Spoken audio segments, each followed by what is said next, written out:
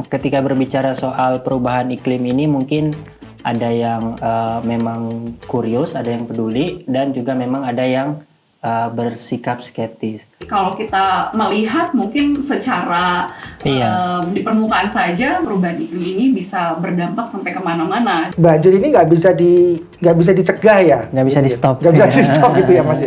Tapi kan yang bisa kita lakukan adalah meminimalisir dampak negatifnya itu. Ya, karena kita sepakat bahwa pendidikan adalah mata rantai yang bisa memangkas apapun ya, gitu ya. Itu penting. Perubahan iklim itu nyata. Sekarang saatnya mari kita jaga bumi kita untuk masa depan kita semua.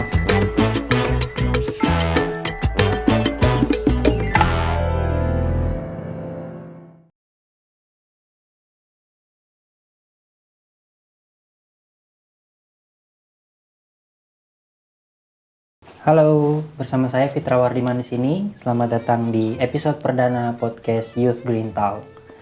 Nah, ini adalah sebuah podcast persembahan dari LPBI-NU Jawa Barat yang didukung oleh Save the Children Indonesia. Dan hari ini kita akan membahas topik terkait dengan climate change. Nah, rekan-rekan belakangan ini mungkin kita sering melihat beberapa anomali cuaca ya. Nah, kadang itu siang itu terlalu terik, kemudian tiba-tiba malam hujan, dan juga di penghujung Desember ini mungkin anomali itu semakin nampak. Nah, di beberapa wilayah mungkin sering terjadi ada kebanjiran, kemudian beberapa wilayah juga terjadi kekeringan di musim hujan. Nah, kemudian timbul pertanyaan dari kesadaran kita, apakah ini sebuah fenomena biasa ataukah ada hubungannya dengan perubahan iklim?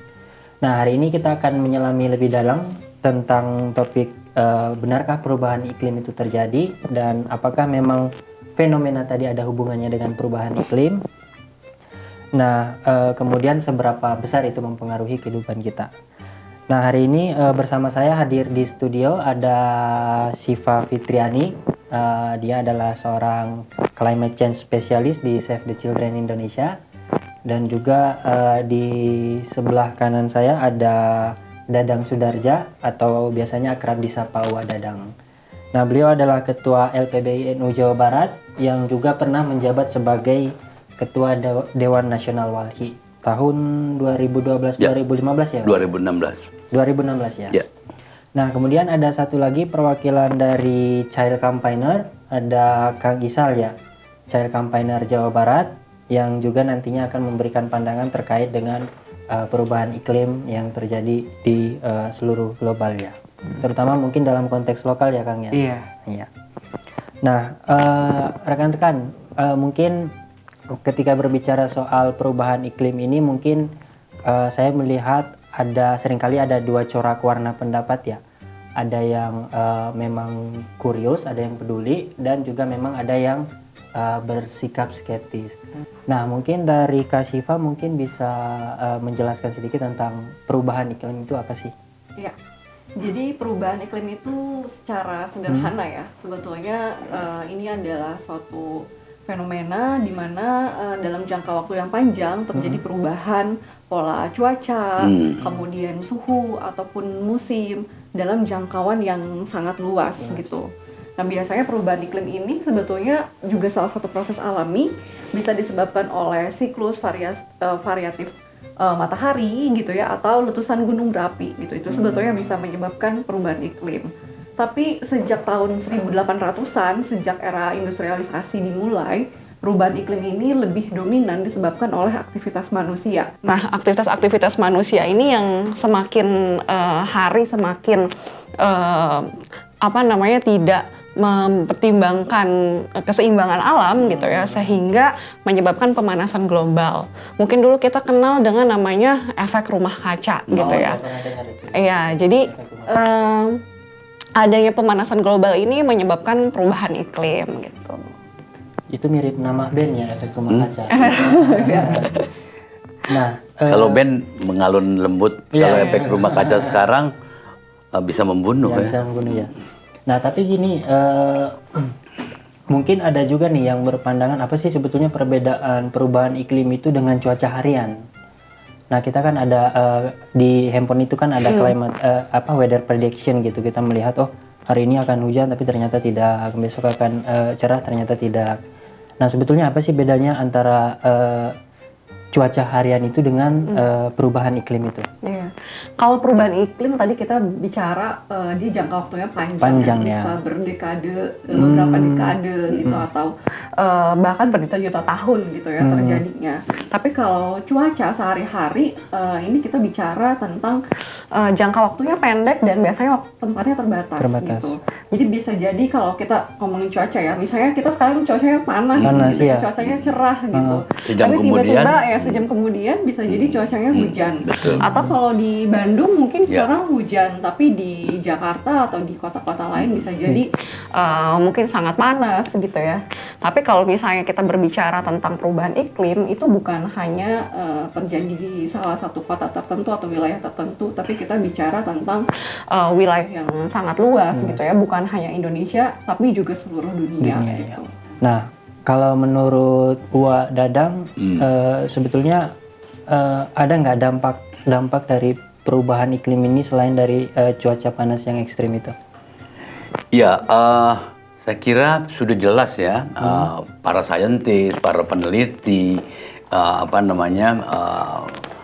sudah banyak sekali mengeluarkan hasil risetnya, hasil penelitiannya terhadap bagaimana dampak atau impact dari peristiwa perubahan iklim. Nah, dalam keseharian masyarakat saya kira ini sudah terjadi. Ya, misalnya secara yang cukup tuh misalnya soal krisis air misalnya ya, kemudian juga meningkatnya suhu dan itu berdampak misalnya pada kesehatan anak-anak misalnya. Di beberapa tempat yang LPBI dampingi kebetulan dengan program CBCI atau program adaptasi perubahan iklim berbasis komunitas yang disupport sama Save the Children, itu kita menemukan hal-hal itu misalnya di sekolah, gondongan gitu ya, itu akibat virus, dan virus itu menurut Pak Napri kan karena peningkatan suhu yang signifikan gitu ya. Kemudian juga kemarin saya kira kita tahu 2 tahun yang lalu kita berhadapan dengan sebuah peristiwa yang nyaris membuat negara bangkrut gitu ya, COVID-19, dan itu juga salah satu faktor pemicunya juga itu adalah perubahan iklim. Penyakit menyebar lebih cepat. Iya, peningkatan. Jadi meningkatnya kehangatan suhu bumi itu mengakibatkan juga virus itu bisa lebih lama berkembang di bumi. Nah, itu bukan terjadi hari ini, sudah puluhan tahun yang lalu itu sudah berlangsung. Hanya problemnya adalah perubahan iklim masih jadi isu elit gitu. Belum turun ke bawah grassroots gitu. Belum. Masyarakat sudah merasakan, tapi tadi seperti yang disampaikan pada tahap awal, ini fenomena alam biasa gitu. Padahal ada faktor pemicu yang tadi seperti yang disampaikan Kak Sipah, itu kan sudah berlangsung dari tahun berapa Kak Sipah? 1800. Tahun 1800, kemudian dipicu lagi oleh revolusi industri ya. Kemudian sekarang ditambah lagi dengan banyaknya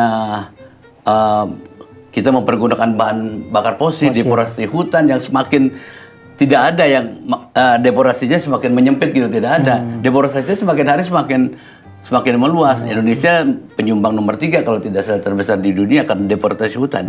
Nah, artinya ini menunjukkan bahwa ini bukan sesuatu yang biasa-biasa saja. Tapi bagi sebagian orang ini sesuatu yang baru ya, belum terlalu familiar gitu. Ya itu tadi seperti yang saya sampaikan, isu perubahan iklim ini masih jadi isu elit gitu. Nah, yang diperlukan hari ini kalau menurut saya, bagaimana ini kan soal literasi ya, soal bacaan, lemahnya literasi masyarakat untuk terkait dengan isu perubahan iklim. Jadi padahal dampaknya sudah kita rasakan. Kalau menurut Kak Siva gimana tuh dampak perubahan iklim dari aspek lain selain tadi dari kesehatan? Iya. Sebetulnya perubahan iklim tadi karena berbicara tentang dampaknya gitu ya. Perubahan iklim ini kan kalau dampak utamanya tadi menyebabkan cuaca ekstrim gitu ya. Melelehnya glacier utara dan selatan gitu. Kemudian ada kenaikan suhu gitu. Nah, sebetulnya kalau kita lihat apa hubungannya, kan kutub utara sama kutub selatan jauh ya kalau kita bicara gitu. Tapi ternyata karena mencairnya glacier gitu ya, itu bisa meningkatkan atau menaikkan permukaan air laut. Jadi berdasarkan penelitian gitu ya, dari tahun 2013 sampai 2021 itu sudah 2 kali lipat naiknya dibandingkan dengan 10 tahun ke belakangnya gitu. Dan ini terbukti sebetulnya kalau di beberapa wilayah di Indonesia, contohnya di Jakarta Utara gitu ya, atau sepanjang pesisir Semarang, pantai ya, utara Jawa gitu ya. Sepanjang Utara Jawa. pesisir utara Jawa itu kan sudah ada sebagian wilayah yang Kalongan, hilang gitu ya, terendam oleh air laut gitu. Kalongan, Demak gitu ya. Iya, Oh, betul. yang jalur Cirebon, Pantura itu ya. Indramayu. Iya, Ya, Pantura. sudah bahkan banyak. kan di Jakarta Utara mungkin ada satu masjid ya yang jadi air kan gitu betul. karena terendam sama air laut gitu. Itu salah satu buktinya gitu, dampak utamanya gitu ya dari perubahan iklim. Termasuk mungkin kenaikan suhu juga gitu ya. Seperti yang kita rasakan tadi, Bandung saat ini kan cuacanya biasanya dulu dingin ya. Iya. Aku asli orang Bandung juga. Ah. Dulu cuacanya dingin, terus tinggal di luar Bandung mungkin lama gitu ya, sekitar 6 tahunan di luar Bandung. Tapi ketika balik lagi ke Bandung, terus merasakan kok kayaknya cuacanya Beda agak ya? beda ya. Twitternya sudah ditanggalkan. Ya? Iya benar gitu. Biasanya saya harus pakai jaket Jaket, tebal iya. nih di Bandung kalau naik Iya, motor. Tapi betul. sekarang pakai jaket tipis aja tuh masih aman Masih aman, gitu, ya. nggak kedinginan. Saya dulu kuliah ke mana? Ke Ledeng ya, tahun 80-an. Itu pakai jaket sampai jam 12 loh kasih Pak. Jam 12 itu bisa Masih pakai jaket tebal itu. Jaket tebal. Dan masih berkabut itu. Sekarang udah mencari kabut aja udah Udah susah ya. Yang ada polutan. Iya benar. Nah sebetulnya juga selain dampak utama tadi gitu ya, tapi dari kejadian-kejadian itu karena akibat cuaca ekstrim. Cuaca ekstrim ini juga contohnya ya kayak angin puting beliung, Iya. kemudian banjir, Banjir bandang, banjir rob. gitu, angin kencang gitu, atau kekeringan. Nah ini kan sebetulnya bisa memberikan dampak atau efek domino gitu ya. Jadi kayak misalnya tadi ketika ada kekeringan, petani jadi gagal panen, Gagal atau panen. bahkan ketika curah hujannya terlalu tinggi, petani juga bisa gagal panen. Betul. Yang berakibat akhirnya bisa jadi petani kan kehilangan mata pencaharian atau kehilangan sebagian penghasilannya gitu ya, karena berkurangnya panen yang dihasilkan. Yang akhirnya apa? Misalnya dia masih punya anak gitu ya, anaknya masih kecil, dia harus masih menghidupi keluarganya, kemudian dia kehilangan penghasilannya, ya akhirnya berefek gitu ya, anak-anaknya bisa jadi sekolahnya atau pendidikannya jadi terhambat, atau ketika sakit mereka jadi nggak bisa akses kesehatan. karena Masyarakat juga bisa kekurangan, dari kekurangan pangan itu juga iya. susah beli iya, sayur iya, misalnya kan, Iya, jadi beras gitu. kelangkaan pangan. Kelangkaan Krisis pangan. pangan juga ada hubungannya. Iya. Betul. Jadi kenapa sebetulnya juga perubahan iklim saat ini bukan dianggap sebagai perubahan iklim lagi, tapi sudah krisis iklim gitu. Jadi krisis iklim gitu ya orang-orang nyebutnya, karena bisa jadi memberikan beban ganda bagi sebagian kelompok gitu, terutama kelompok rentan ya, dalam hal ini misalnya anak-anak, Anak-anak. lansia, Ibu hamil, kemudian ya. perempuan gitu. Perempuan.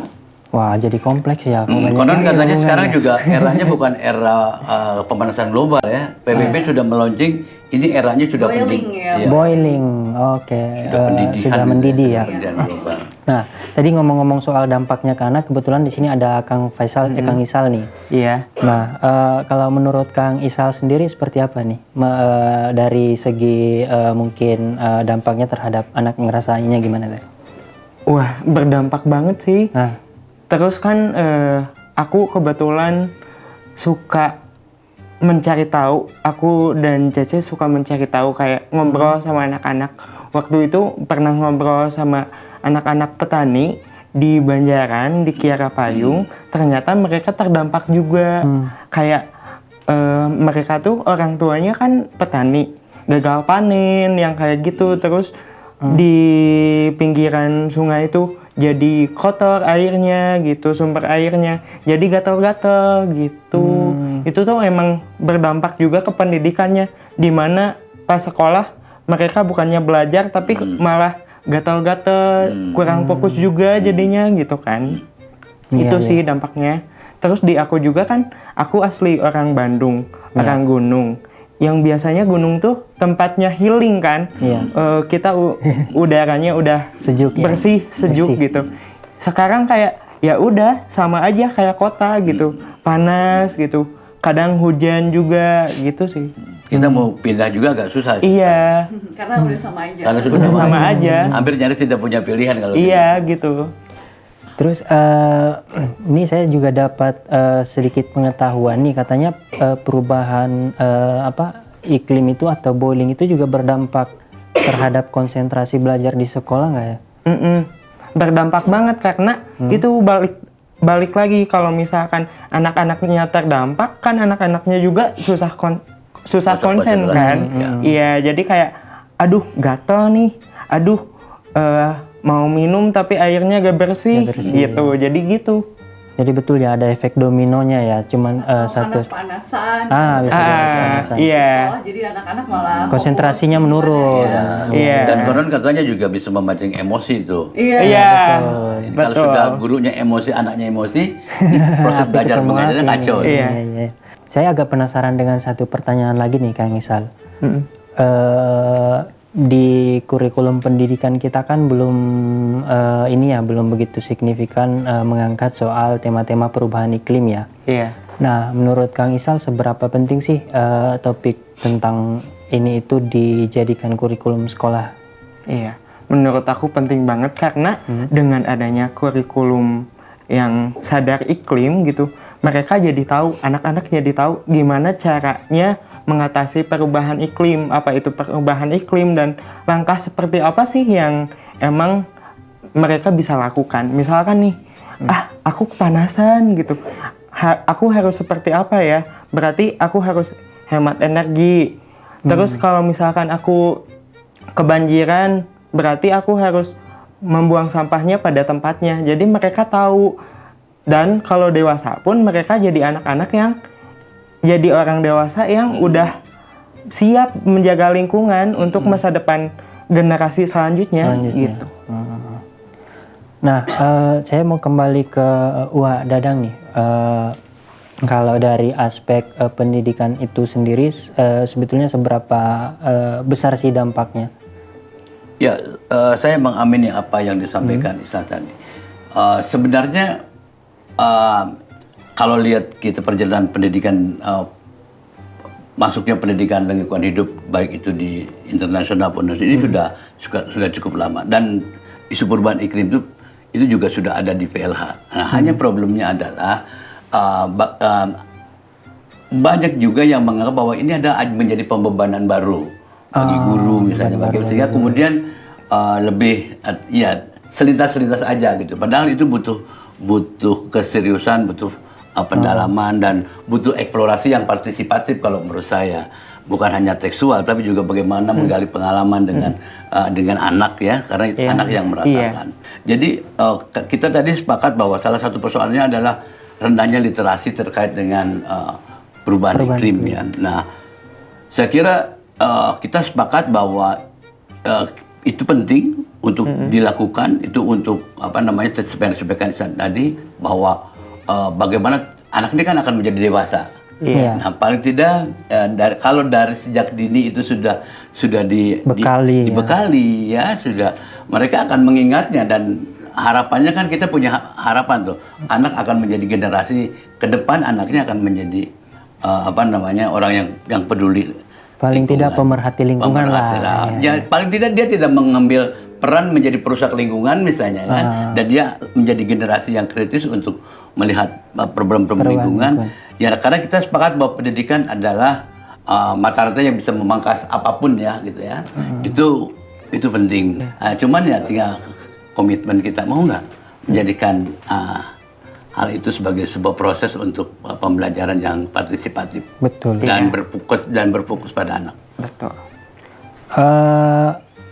Sekarang saya mau dengar nih juga pendapat dari Kak Siva nih, sebagai climate change specialist, sebetulnya seberapa penting sih materi-materi tadi itu sebetulnya dijadikan kurikulum pendidikan, misalkan di tingkat sekolah, entah itu SD, SMP atau SMA atau bahkan madrasah ya. Kira-kira gimana? Ya, satuan pendidikan lah ya. Iya, betul. Iya, jadi sebetulnya pendidikan tentang perubahan iklim gitu ya, mungkin kalau dulu kita kenalnya tentang lingkungan hidup gitu Lingkungan hidup ya. Tapi biasanya kan tentang jenis-jenis tumbuhan, gimana cara merawat lingkungan gitu. Sudah menjadi krisis gitu ya, anak-anak perlu tahu tentang dasarnya dulu gitu ya. Mereka perlu dibekali sejak dini gitu ya.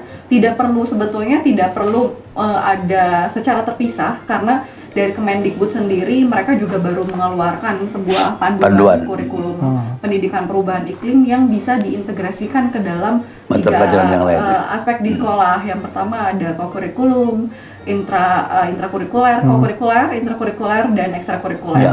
Sebetulnya kan sudah ada di sana gitu, atau di matematika pun bahkan bisa, di bahasa Indonesia pun bisa gitu ya. Tinggal bagaimana sebetulnya pihak sekolah gitu ya atau guru juga secara kreatif bisa menyelipkan tentang materi-materi ini ke dalam pembelajaran. Kemudian kalau bicara tentang intrakurikuler, kalau bicara kurikulum sekarang kan masih kurikulum merdeka gitu ya, ada namanya Project P5. Sekolah sudah ada yang menerapkan gitu ya tentang gaya hidup berkelanjutan. Jadi kan mengajarkan ke anak-anak misalnya bahwa ternyata sampah plastik itu bisa menjadi sebuah karya atau sebuah produk baru yang bernilai secara ekonomis gitu. Kemudian di ekstrakurikuler, nah mungkin ekstrakurikuler biasanya kan secara umum ada pramuka atau PMR gitu ya. Tapi di pramuka sendiri kan kita juga belajar nih soal gimana kita bisa menyatu dengan alam. Betul. Gitu ya. Anak-anak belajar gimana caranya bisa peduli sama lingkungan gitu, atau bahkan di beberapa sekolah juga sudah ada ekstrakurikuler yang fokus sendiri untuk aksi-aksi lingkungan. Ada Adiwiyata juga ya, Kasih Pak? Ada sekolah Adiwiyata juga. Nah ini sebetulnya bisa menjadi media juga untuk kita sebagai orang dewasa gitu ya, baik itu pemangku kepentingan ataupun guru-guru dan yang bisa mengajarkan anak-anak mengenai perubahan iklim. Dan betul tadi kata Faisal, kenapa ini penting? Karena supaya ketika jadi orang dewasa dia sudah terbentuk gitu ya, udah tahu gitu bahwa buang sampah itu mungkin bukan hanya sekedar buang sampah pada tempatnya gitu ya, tapi harus dipilah gitu kan antara organik ataupun anorganik gitu. Ataupun dia jadi bisa lebih bijak gitu ya dalam melakukan konsumsi barang gitu ya. Lebih ke situ sih. Jadi nanti akhirnya perilaku dia sudah terbentuk gitu ya, dari kecil ya. Sudah nggak perlu yang mengatakan ada perubahan iklim ini adalah enggak ya. Tapi kita mulai dulu dari hal-hal kecil ya. Gitu, menanamkan kepedulian terhadap bumi tempat tinggal mereka gitu. Saya dengar-dengar ya, ada program itu di Save the Children namanya Community Based Climate Change Adaptation atau CBCCA ya. Nah, mungkin ada beberapa audiens yang penasaran juga yang pengen tahu tentang program-program CBCCA ini, mungkin bisa dijelaskan sedikit lebih tentang programnya. Ya. Oke, nah sebetulnya program CBCCA tadi ya udah sempat di-spill sama Wadadang di awal, namanya Program Adaptasi Perubahan Iklim Berbasis Masyarakat. Oke. Tapi bagaimana programnya dan seperti apa kegiatannya, mungkin kita undang Pak Hernawa aja yang sedang ada di depan juga sebagai program manajernya yang akan menjelaskan lebih banyak ya tentang programnya. Mumpung beliau ada ya. Iya. Boleh. Iya, mungkin boleh Pak Her. Nah, rekan-rekan, hadir bersama kita ada Mas Herno Putranto atau akrab disapa Mas Her ya. Nah, beliau akan sedikit memberikan gambaran terkait dengan program CBCCA ya. Nah, sebelum itu mungkin saya kenalkan dulu secara ringkas, Mas Her ini merupakan program manager dari Save the Children untuk program Community Based Climate Change Adaptation, atau di Indonesia kan itu adaptasi perubahan iklim berbasis komunitas ya. Iya. Nah, Mas Her boleh cerita sedikit terkait dengan program CBCCA ini, barangkali ada audiens yang tertarik gitu. Ya, oke. Terima kasih rekan-rekan semua. Jadi CBCCA ini kan Community Based Climate Change Adaptation ya. Jadi adaptasi perubahan iklim berbasis masyarakat. Jadi namanya berbasis masyarakat. Jadi semua program yang kita lakukan ini memang benar-benar melibatkan masyarakat, dan beberapa kegiatannya itu bersifat partisipatif. Jadi kita datang ke masyarakat, ngobrol ke masyarakat mengenai isu perubahan iklim. Kemudian kita juga menawarkan kepada mereka untuk bersama-sama kita memberikan kapasitas terkait dengan mengidentifikasi ancaman-ancaman mengenai bencana yang diakibatkan oleh perubahan iklim seperti itu.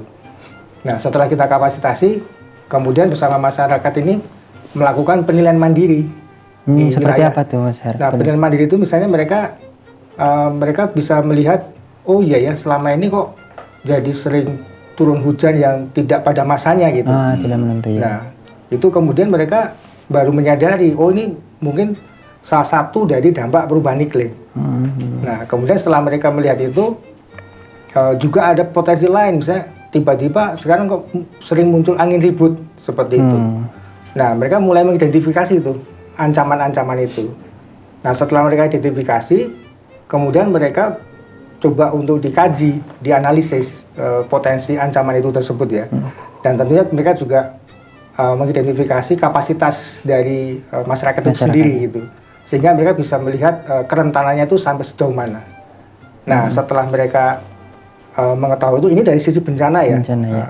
Ada juga yang dari sisi mata pencaharian. Mata pencaharian gitu. Jadi waktu kita ngobrol sama mereka, sungai itu kalau kita bicara Jawa Barat ini kan Sungai Citarum ya. Iya, yang besar ya. Yang besar itu jadi ya. simbol ya. Nah, itu jadi simbol kan. Nah, kemudian dari Sungai Citarum itu kan ada sub daerah aliran sungainya juga kan, ada subdas gitu. Itu waktu kita ngobrol sama mereka itu, dulu tuh sungai seperti apa ya gitu. Mereka sampaikan sungainya masih bagus, masih apa ya, bisa dipakai untuk kebutuhan sehari-hari gitu kan. Jadi sumber kehidupan seperti itu. Nah, setelah adanya fenomena perubahan iklim ini, mereka jadi merasa kok tiba-tiba berubah gitu. Ada yang panennya jadi tidak seperti biasanya.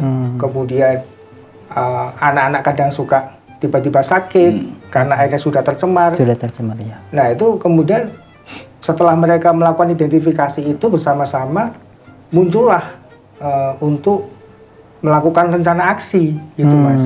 Gitu. Jadi rencana aksi adaptasi ya. Adaptasi terkait dengan fenomena yang ada ini, bagaimana nih supaya bisa meningkat nih ketahanan mereka terkait dengan ancaman bencana iklim ini kan, perubahan iklim ini ya. Itu.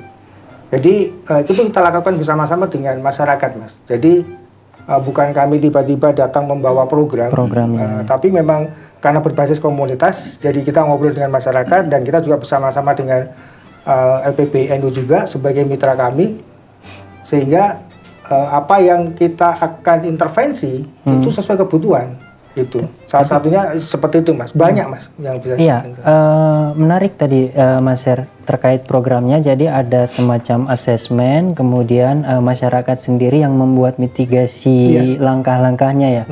Yang dampak bencananya itu sudah semacam terinventarisir lah. Betul. Sudah ditahu ke depan di musim hujan ini akan ada bencana apa di desa ini dan desa ini. Nah, boleh cerita sedikit nggak Mas Her terkait dengan ancaman-ancaman bencana yang ada di salah satu desa yang jadi wilayah tadi salah satunya? Iya, contohnya kalau kembali ya, kalau kita kadang-kadang tuh masyarakat tuh masih mikirnya bencana gitu ya, gitu ya. Padahal sebenarnya perubahan iklim kan fenomena ya. Fenomena yang memang dia akan memicu adanya bencana. Gitu. Jadi dampak awalnya perubahan itu ya. Bisa berdampak terjadinya bencana. Bisa berdampak kepada, jadi dia sebenarnya pemicu ya. Kalau misalnya masyarakat yang masih mikirnya tuh kita kok selalu dilanda banjir misalnya seperti itu ya. Itu ya salah satunya kan karena ada perubahan fungsi guna lahan ya. Yang fungsi lahan ya. Fungsi lahan yang harusnya dia banyak pohon, kemudian ya karena perkembangan jadi perumahan itu ya. Sebenarnya nggak ada yang salah Mas membangun perumahan itu ya. Yang diharapkan mereka juga punya ini ya, menyesuaikan ya. Jadi berapa persen yang masih harus dipertahankan jadi wilayah hijau gitu kan. Supaya karena kalau tidak ada itu serapan air di atas itu kan nggak ada lagi yang menanggung gitu ya. Langsung turun ke bawah gitu. Nah, itulah biasanya banjir. Itulah biasanya banjir gitu. Nah, sehingga salah satu yang terjadi di Ranca Ekek, di Ranca Ekek ini kalau kita lihat Bandung ini ya, Ranca Ekek itu kan semacam kayak cekungan gitu Mas. Mangkuk ya. Mangkuk betul Mas, kayak mangkuk. Dan dia ada di paling dasar, di paling bawah itu, gitu. Setelah masyarakat Ranca Ekek ini mengetahui potensi ancamannya, kemudian mereka berinisiasi Mas. Jadi itu inisiasi dari mereka. Masyarakat sendiri sendiri untuk membentuk tim siaga. Namanya tim siaga. Tim siaga peringatan dini. gitu. Jadi disebutnya tim siaga peringatan dini. Kalau di Rancaikek itu sudah terbentuk namanya siaga warga Rancaikek. Oh, siaga. Nah, siaga warga Rancaikek ini dia terdiri dari daerah hulu. Hulu ini daerah Jatinangor seperti itu, Mas. Dia menjadi desa informan. Jadi dia menginformasikan nih, di sini sedang ada hujan deras. Nah, jadi yang di tengah itu dia bisa antisipasi bisa ya. antisipasi. Itu, Mas. Menarik, Kemudian yang di bawah itu sehingga di daerah Rancaikek Wetan itu dia sudah terinformasi. Artinya ya mereka memang banjir ini nggak bisa dicegah ya. Nggak bisa di stop. Nggak bisa di stop gitu ya, Mas. Tapi kan yang bisa kita lakukan adalah meminimalisir dampak negatifnya dampaknya. itu. Betul. Sehingga dengan adanya tim peringatan dini ini mereka jadi lebih harapannya lebih siap ya. Lebih siap ya. Lebih siap. Nah, saya agak sedikit penasaran di Mas Her terkait dengan namanya nih. Ini kan namanya Community Based Climate Change Adaptation. Jadi adaptasi perubahan iklim. Betul. Nah, ini agak saya agak kurang familiar kata adaptasi ini, kok harus adaptasi atau ada filosofis di baliknya gitu. Adaptasi perubahan iklim. Tadi disampaikan mungkin di awal kan perubahan iklim ini fenomena ya, berubah nih. Iklimnya berubah, Mas. Contoh misalnya ini saya terapkan saya sendiri gitu ya. Jadi misalnya saya biasanya kalau pergi ke kerja saya lewat jalan sini nih, gitu kan. Nah tiba-tiba jalannya berubah nih. Oh iya. Jalannya berubah, tidak lagi seperti kemarin yang sepi, saya bisa naik sepeda, saya bisa jalan kaki. Sekarang rame. Padahal saya harus ke kantor dan kantor saya belum pindah. Nah, berarti saya harus adaptasi nih. Ya.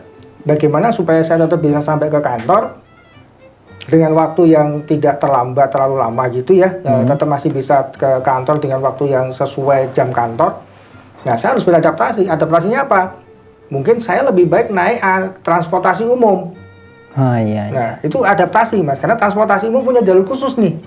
Dia nggak kenal macet nih. Macet, ya, gitu. betul. Nah, itu, Mas. Jadi, karena situasinya berubah, saya tidak lagi menggunakan kendaraan pribadi, kemudian saya menggunakan transportasi umum, saya yang beradaptasi untuk kemudian bisa sampai ke tujuan.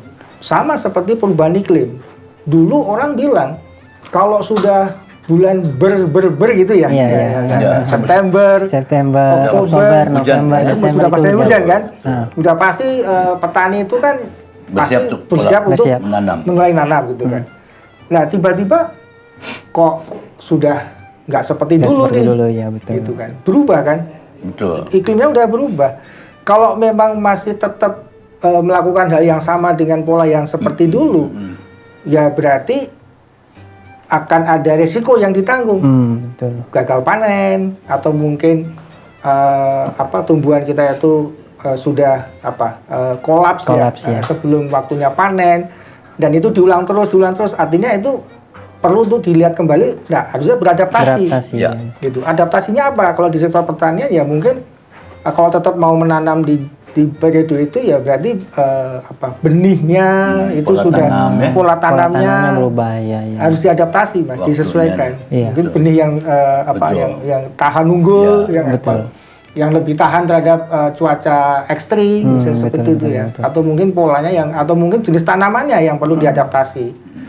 Nah, seperti itu. Jadi kita berharap masyarakat ini setelah mengetahui adanya fenomena ini, ya kita harapkan semuanya mulai beradaptasi, Mas. Ya, menarik tadi penjelasannya. Jadi kata adaptasi memang ada alasan-alasan juga di baliknya ya. Kenapa bukan menyetop atau mencegah dan lain sebagainya. Dan ternyata memang dorongannya supaya kita lebih beradaptasi tadi ya. Karena ini problemnya sudah terjadi. Sudah terjadi ya. Jadi pilihannya adalah tadi bagaimana kita beradaptasi untuk bisa menyesuaikan dengan situasi. Nah, mungkin Kang Isal ada yang mau disampaikan atau mau closing statement, silakan. Oke. Kalau dari aku sendiri ada kutipan dari aku, bunyinya gini, perubahan iklim itu nyata. Mari kita jaga, sekarang saatnya mari kita jaga bumi kita untuk masa depan kita semua. Wah, kita jaga bumi kita untuk masa depan kita semua ya. Wah, Dadang mungkin. Iya, satu kata aja. Jaga bumi untuk keberlangsungan Generasi. generasi yang akan datang. Iya. Mantap. Dari Mas Her mungkin silakan ada yang mau disampaikan untuk generasi kita mungkin di audiens. Ayo kita melakukan aksi adaptasi. Kenapa? Karena adaptasi itu membuat kita tangguh. Oh, Itu, Menarik. Mas. Adaptasi membuat kita tangguh. Iya, itu Mas. Ya, rekan-rekan mungkin itu yang tadi disampaikan.